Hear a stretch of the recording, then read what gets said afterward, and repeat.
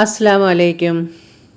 ഇന്ന് വളരെ ഹെൽത്തി ആയിട്ടുള്ള ഒരു ദോശയും അതിൻ്റെ ചട്നിയാണ് ഇന്നത്തെ എൻ്റെ റെസിപ്പിയിൽ കാണിക്കുന്നത്. ഷുഗർ ഉള്ളവർക്കും കൊളസ്ട്രോൾ ഉള്ളവർക്കും നമ്മുടെ കുട്ടികൾക്കും ഒക്കെ കൊടുക്കാൻ പറ്റുന്ന നല്ല ഹെൽത്തി ആയിട്ടുള്ളൊരു ദോശയാണ്. അതിൻ്റെ കൂടെ നല്ല അടിപൊളി ഹെൽത്തി ആയിട്ടുള്ളൊരു ചട്നിയാണ് ഇന്നത്തെ ഈ വീഡിയോയിൽ ഞാൻ കാണിക്കുന്നത്. അതിനായി നമ്മൾ മില്ലറ്റ് എടുത്തിട്ടുണ്ട്, പിന്നെ റാഗി എടുത്തിട്ടുണ്ട്. ഇത് രണ്ടും കൂടെ ഒരേ അളവിൽ തന്നെ നമുക്ക് ഇതൊന്ന് ഒരു ബൗളിലോട്ട് ഇടാം. അതിനുശേഷം അതേ അളവിൽ തന്നെയാണ് ഉഴുന്നെടുത്തിരിക്കുന്നത്. ഇനി അതിനുശേഷം 1 ടേബിൾ സ്പൂൺ അളവിൽ ഉലുവ എടുത്തിട്ടുണ്ട്. അപ്പോൾ ഇതെല്ലാം കൂടെ നന്നായിട്ടൊന്ന് കഴുകി വൃത്തിയാക്കി എടുത്ത ശേഷം നന്നായിട്ടൊരു 3-4 വെള്ളത്തിൽ കഴുകണം. കഴുകി വൃത്തിയാക്കി എടുത്തിട്ട് കുറച്ച് വെള്ളം ഒഴിച്ച് നമുക്കിതൊന്ന് കുതിരാൻ വെക്കാം. ഒരു 4-5 മണിക്കൂർ കഴിയുമ്പോഴത്തേക്ക് ഇത് നന്നായിട്ട് കുതിർന്ന് കിട്ടും.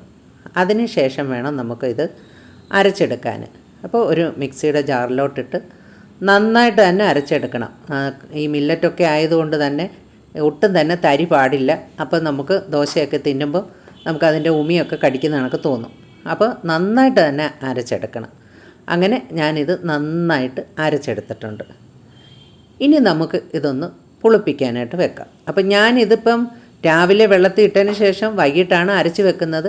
പിറ്റേന്ന് രാവിലെയാണ് എടുക്കുന്നത്. അപ്പോൾ ഏതായാലും ഒരു 6 മണിക്കൂർ നമുക്കിതൊന്ന് പുളിപ്പിക്കാൻ വെക്കണം.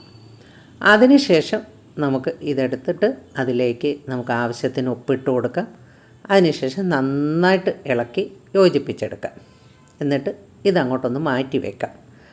അതിനുശേഷം ആദ്യം തന്നെ നമുക്ക് ചെയ്യേണ്ടത് ചട്നിയാണ്. ചട്നി ഉണ്ടാക്കിയ ശേഷം നമുക്ക് ദോശയൊക്കെ ഉണ്ടാക്കിയെടുക്കാം. അപ്പോൾ അതിനായി ഞാനിവിടെ എടുത്തിരിക്കുന്നത് നിലക്കടലയാണ്. അപ്പം കപ്പലണ്ടി, നിലക്കടല എന്നൊക്കെ പറയുന്ന ഇതാണ് ഞാൻ എടുത്തിരിക്കുന്നത്. ഇനി നമുക്കതൊരു പാനിലിട്ട് നമ്മുടെ ആവശ്യത്തിന് എടുത്ത ശേഷം ഒരു പാനിലിട്ട് നമുക്കതൊന്ന് വറുത്തെടുക്കാം. ഞാനിവിടെ ഒരു കപ്പ് അളവിൽ നിലക്കടല എടുത്തിട്ടുണ്ട്. ഇനി അത് നന്നായിട്ടൊന്ന് മൂക്ക വറുത്തെടുക്കാം. അപ്പോൾ ഇതിൻ്റെ തൊലിയൊക്കെ നല്ല തൊലി ആയതുകൊണ്ട് ഞാൻ ഇതിൻ്റെ തൊലിയൊന്നും കളയുന്നില്ല. അപ്പം ഈ നമ്മൾ നിലക്കടല വറുത്തെടുക്കുമ്പോൾ ഒന്ന് എടുത്ത് നോക്കി തൊലി ഇതിൽ നിന്ന് വിട്ടു പോകുന്ന പരുവം വരെ നമുക്കിതൊന്ന് വറുത്തെടുക്കാം. അങ്ങനെ ഞാനത് വറുത്തെടുത്തിട്ടുണ്ട്. ഇനി ഇത് ഞാൻ തൊലിയൊന്നും കളയുന്നില്ല, ഒന്ന് തണുക്കാൻ വെക്കുകയാണ്. ഇനി ഇതിന് ആവശ്യമായ വേറെ ചേരുവകളും കൂടെ നമുക്കൊന്ന് വറുത്തെടുക്കാം.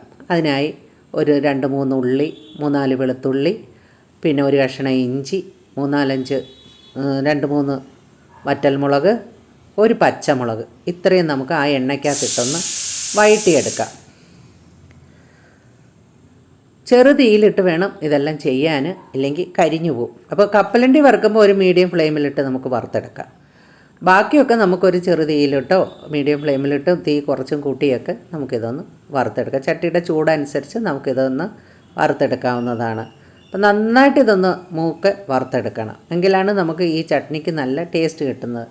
അതിനുശേഷം ചട്നി മേക്കറിലോട്ടിട്ട് നമുക്ക് ഇത് നന്നായിട്ട് അരച്ചെടുക്കാം.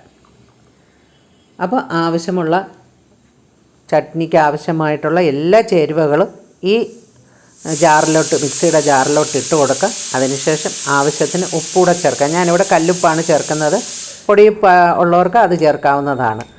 ഇനി ഇതെല്ലാം കൂടെ ഒന്ന് നന്നായിട്ടൊന്ന് പൊടിച്ചെടുത്ത ശേഷം പിന്നെ ഇതിനകത്ത് വെള്ളം ഒഴിച്ച് നന്നായിട്ട് അരച്ചെടുക്കാവുന്നതാണ്. അപ്പോൾ നന്നായിട്ട് ഇത് അരഞ്ഞ് കിട്ടും. അപ്പോൾ ഈ ചട്നിയും നന്നായിട്ട് അരഞ്ഞ് കിട്ടണം. അതിനുശേഷം നമ്മളിത് വറുത്തെടുത്ത പാനിലേക്ക് തന്നെ വെളിച്ചെണ്ണ ഒഴിച്ച ശേഷം നമുക്ക് ഈ ചട്നി ഒന്ന് താളിച്ചെടുക്കാം. അപ്പം ഈ കപ്പലണ്ടിയുടെ ചട്നി ആയതുകൊണ്ട് തന്നെ നമുക്കിത് ഒരുപാട് വെള്ളം ഒഴിച്ച് താളിക്കേണ്ട, ഒരു കുറുകിയ പരുവത്തിൽ നമുക്കിതൊന്ന് താളിച്ചെടുക്കാം. ഒരുപാട് വെള്ളം ചേർക്കരുത് ഈ ചട്നിക്ക്. അപ്പം നമുക്ക് അതിൻ്റെ ആ ടേസ്റ്റിന് വ്യത്യാസം വരും. അതുകൊണ്ട് നമുക്ക് കുറച്ച് ഒരുവിധം അതൊന്ന് കുറുകി വരത്തക്ക രീതിയിലുള്ള വെള്ളം മാത്രം ചേർത്ത് നമുക്കിതൊന്ന് താളിച്ചെടുക്കാം.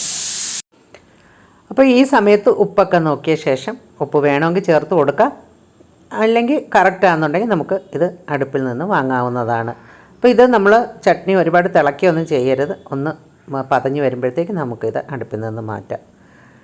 ഇനി നമുക്ക് നമ്മൾ അരച്ച് വെച്ചിരിക്കുന്ന മാവ് കൊണ്ട് ദോശ ഉണ്ടാക്കിയെടുക്കാം. അപ്പോൾ ആദ്യം തന്നെ ഞാൻ സാദാ ദോശയാണ് ഉണ്ടാക്കിയെടുക്കുന്നത്. അതിന് ശേഷമാണ് പിന്നെ നമ്മൾ ഊത്തപ്പം ഉണ്ടാക്കുന്നത്. അപ്പോൾ ഇത് ഞാൻ 2 ദിവസമായിട്ടാണ് ചെയ്യുന്നത്. ആദ്യത്തെ ദിവസം ഞാൻ സാദാ ദോശയാണ് ഉണ്ടാക്കിയിരിക്കുന്നത്. അതിന് ശേഷം പിന്നെ ഞാൻ ഉണ്ടാക്കുന്നത് ഊത്തപ്പമാണ്. അപ്പോൾ ഒനിയൻ ഊത്തപ്പമാണ് ആദ്യം ഞാൻ ഉണ്ടാക്കുന്നത്. പിന്നെ രണ്ടാമത് ഞാൻ മിക്സഡ് വെജിറ്റബിൾ എല്ലാം കൂടെ ചേർത്താണ് നമ്മൾ ഊത്തപ്പം ഉണ്ടാക്കുന്നത്. ചട്നി ബാക്കി വന്നാൽ നമുക്ക് അപ്പോഴേ തന്നെ തണുത്ത ശേഷം ഫ്രിഡ്ജിൽ വെച്ചിട്ട് വീണ്ടും നമുക്ക് ഉപയോഗിക്കാവുന്നതാണ്. അങ്ങനെയാണ് ഞാനിതെടുത്തിട്ടുള്ളത്. കുഴപ്പമൊന്നും വരത്തില്ല. അപ്പം പിന്നീട് ഞാൻ ഉണ്ടാക്കിയത് ഒനിയൻ ഊത്തപ്പവും വെജിറ്റബിൾ ഊത്തപ്പവുമാണ്. അപ്പോൾ അതുകൂടി കാണിക്കുന്നുണ്ട്. അപ്പം നിങ്ങൾക്ക് ഈ വീഡിയോ ഇഷ്ടപ്പെട്ടാൽ ലൈക്ക് ചെയ്യാനും ഷെയർ ചെയ്യാനും സബ്സ്ക്രൈബ് ചെയ്യാനും മറക്കരുതേ. മറ്റുള്ളവർക്കായിട്ടൊന്ന് ഷെയർ ചെയ്ത് സപ്പോർട്ട് ചെയ്യണേ. അപ്പം വളരെയധികം ഹെൽത്തി ആയിട്ടുള്ളതും വളരെ രുചികരമായിട്ടുള്ളതുമായ വിഭവങ്ങളാണ് ഇവിടെ റെഡി ആയിരിക്കുന്നത്. മില്ലറ്റ് കൊണ്ടുള്ള ദോശയും കപ്പലണ്ടി അല്ലെങ്കിൽ നിലക്കടല കൊണ്ടുള്ള ചട്നിയും ഇതെല്ലാം തന്നെ നമുക്ക് വളരെ ഹെൽത്തി ആയിട്ടുള്ളതാണ്. പ്രഷറും ഷുഗറും കൊളസ്ട്രോളും ഒക്കെ ഉള്ളവർക്ക് വയറ് നിറച്ച് കഴിക്കാൻ പറ്റുന്ന വിഭവങ്ങളാണിത്. ഇത് കഴിച്ചെന്ന് പറഞ്ഞാൽ നമുക്ക് ഒന്നും തന്നെ പ്രഷറോ ജീവിതശൈലി രോഗങ്ങളൊന്നും കൂടുകയില്ല.